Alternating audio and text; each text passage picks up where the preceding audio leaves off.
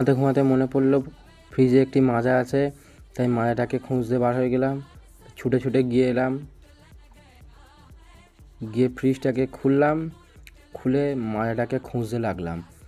মাজাটা কোথায় গেল খুঁজতে লাগলাম, বোতলগুলো সরালাম, মনে পড়ছে না বলে মাথাটাকে একটু চুলকে নিলাম।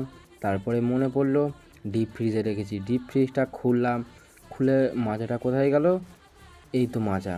তারপর ডিপ ফ্রিজটা বন্ধ করে দিয়ে বাইরে এসে একটু ফোনটা দিয়ে ছবি ফবি তুললাম। তারপরে মাজাটা আর পেপসিটা নিয়ে আসলাম, নিয়ে এসে পেপসিটা রেখে দিয়ে মাজার পাইপটা বার করে নিলাম। বার করে নিয়ে পাইপটা দিয়ে মাজাটাকে যেই ফুটো করতে যাই, ফুটো হচ্ছে না দেখে সঙ্গে সঙ্গে বটিটা বার করলাম।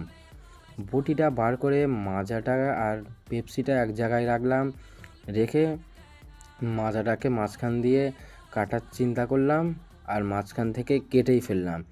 কেটে ফেলে মাজাটাকে টেস্ট করলাম, একটু স্মাইল দিয়ে আর একবার টেস্ট করলাম, স্মাইল দিয়ে একবার খেয়ে দেখলাম।